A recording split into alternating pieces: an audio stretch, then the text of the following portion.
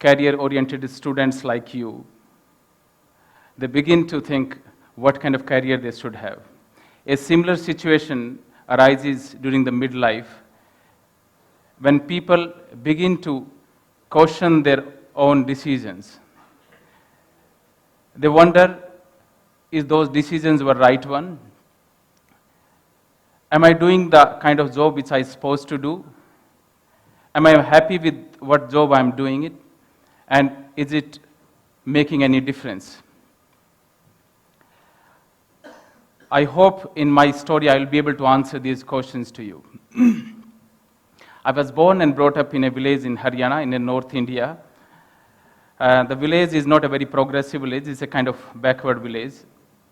I did my schooling from the same village, and our schools were not like these kind of schools. There hardly were any classroom.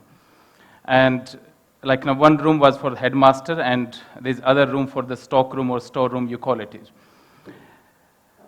And during the winter time, our classes used to happen in soil-filled those grounds. And during the rainy season, we used to study under the trees, actually. And sometimes it used to happen that dogs also used to sit with us to study, actually. And even buffaloes also used to come from the village. Our school were more made naturally than by human made, with no boundaries. Our medium of study was Hindi, and English was a foreign language, like the language which you have Spanish, Japanese, or French today's.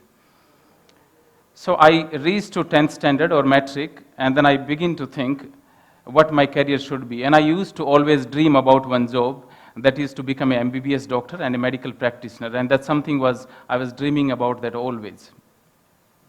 Then I took physics, chemistry, and biology as my main subject, and I did my 10+2, and I appeared for 5 medical colleges, entrance exams, and unfortunately or fortunately, I couldn't qualify any one of those.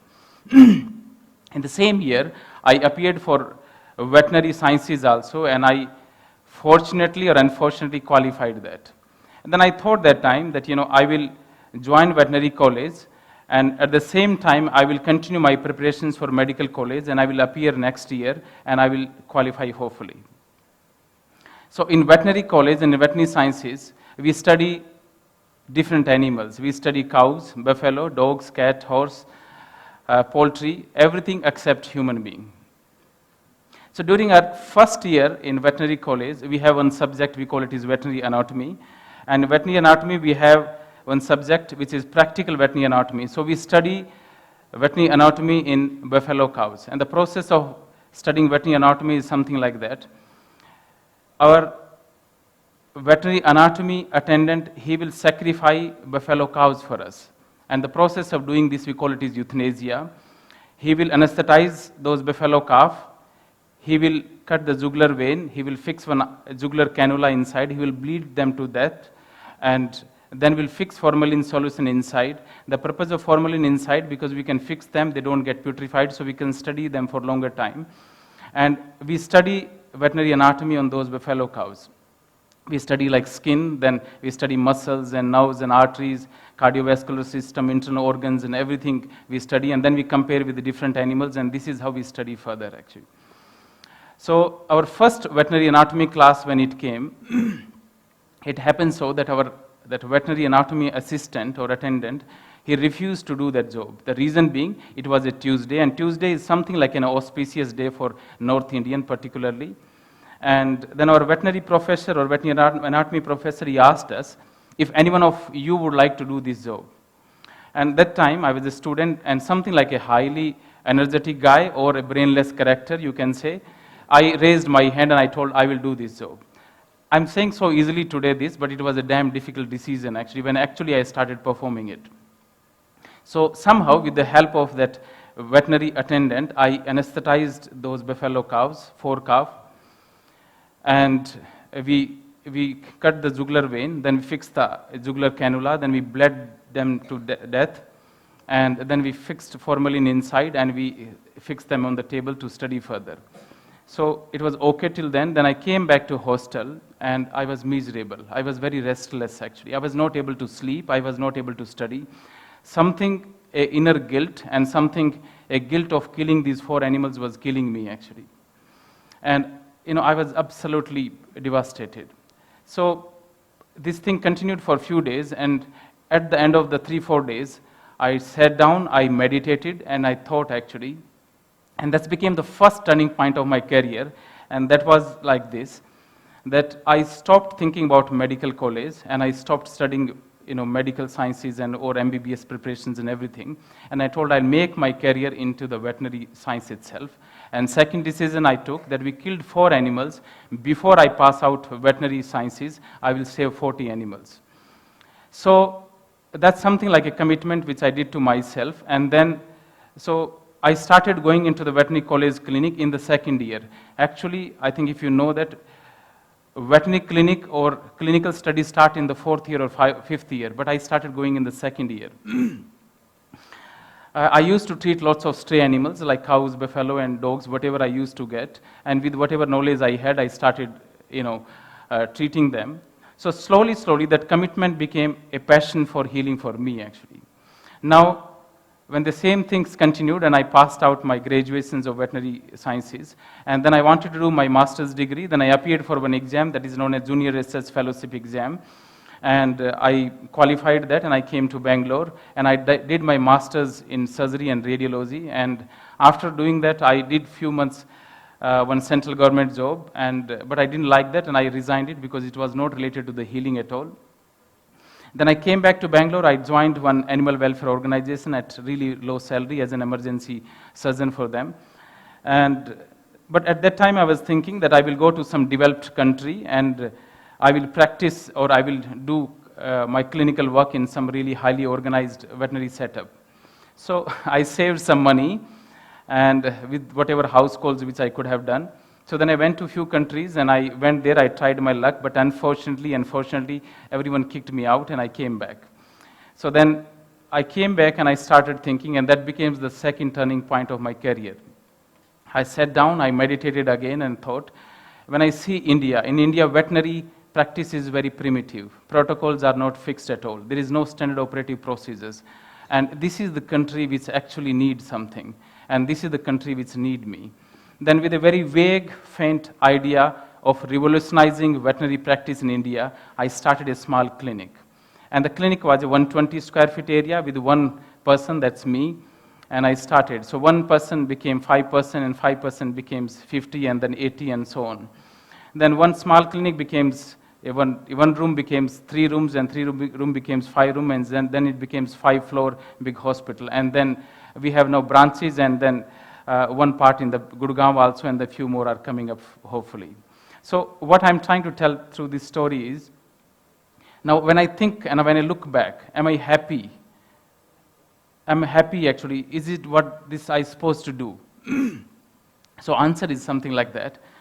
When I look at the people don't think too much about veterinary, and I think many of you don't know also what veterinary job is actually. But when I see it today, this is the best job in the world. When I come home after working for 12 hours or 14 hours, I don't feel tired at all actually. I feel so much energy there in me actually. There is so much more to do it. And I feel there's a miles to go ahead actually. And I feel, I wish I could have 20 hands and I can use every inch of that hand. So this kind of job which we have. But probably you will understand this better when I will tell you what veterinarian actually, when I'll show you some clinical approach. For us, we deal with the pets. So when client comes to us, he comes with a pet, and a sick patient comes to us, how we approach to that. So some informations we take from the owner, and he gives some information which are leading informations, and some informations what he gives is are misleading information. So we need to use our wisdom to find out which are important information for us. So we may keep those in mind. And some information we take from our patients, and they are very smart. They don't tell actually. Human speaks everything. He will tell sometime much more than what is required. He will tell where is the pain, where is the discomfort, when he vomited, what did he eat. But our patient doesn't tell us. And dogs are smart actually. They will tell half thing and they will not tell most of the thing. So then he put a questions to you, find it out, that's your job. So that's how we work, and then we use our knowledge and experience and whatever to get those things out. And cats are over smart, they don't tell anything at all. They will have immense pain inside, and they will not even tell, they will not say even a small bit of that. They have a masking behavior by nature, actually. So this kind of patients, we deal with that. And now, so out of these things, some information from the client and some information from the pets, what they're giving it to us, we make a list and we find out the important points. Then we make the differential diagnosis, and then we make the confirmatory diagnosis. We run certain investigations and confirm, and then we treat it further. If you see this job, is something like that, is Sherlock Holmes. Some clues we take from different points, we put them in a proper way and solve the mystery. This is something like, this job is unlikely like other jobs like construction, marketing, or IT. In those, it's okay. If you couldn't do this job today, and if it is today is Friday, you can wait till Monday, you come back on Monday and do it. But here it doesn't work like that. You need to work today, you need to work as fast as possible, because life doesn't wait. It's a life and death situation. So that's is a kind of veterinarian job, is it? It's a challenging, but it's exciting, and it keeps you energized every day. Now I'll answer you another question, which is, am I making an impact to the society? Are we making a difference? So then when I see this, I will answer you this way. All over the world, there are countries, and countries like USA, France, Germany, India, Sri Lanka, there are so many countries. And countries are made of families, and families are made of people. So people like husband, wife, daughter, son, father, mother, there are so many people. So if you see today's families, I think this is all over the world, whether you go any country. Families, there is a stress is overflowing everywhere. When you see it, there is divorce is happening more than healthy relationships, and that kind of situation is there. And when I'm talking about this, like probably son is unhappy with the father because he didn't get him the mobile what he wanted, and he didn't come for the parent-teacher meeting. Husband is unhappy with the wife because he didn't cook the food what he wanted to. And wife has her own reasons to become unhappy and angry because he didn't wish her for Valentine's Day and he wished some other lady. So these small problems becomes a big problem. These small problems become big problem, and this is how that kind of family, they become split family, and this is all over. I think it's same with every country. Now these family, you place one pet as an important family member there. You place pet there and see the change. This pet, he will put his paw in their hand, he will lick them, and he will stop these small fightings at the budding phase itself. The things which is small stresses and the things which are small fights, he'll make them as a play actually. Home will become something like a playground. It will create a happy environment all over. And it will connect all the family members together. And I mean that. When I see in my hospital and in clinic, when the patients are coming with a dog. There's one pet is coming, he may not be very serious, but whole family comes along with him. So, what it means actually is that pet need the all people to come together, but actually everyone is concerned about that. And sometime when the whole family comes, we ask them, is anyone left at home?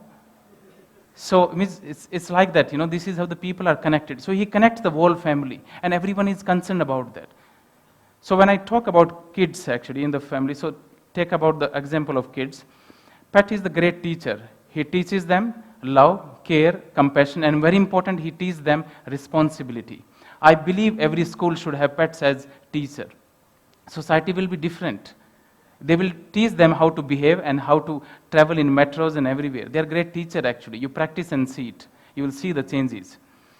As the same thing I'm telling about adults like husband and wife is a great thing for them. He will reduce those days of fights. He will make more happy days at home, and he will make them healthy because dog wants to go for a walk. He wants to play. He will dig his nose to them and he will wake them up early and he will take them for a walk. It's a great thing actually.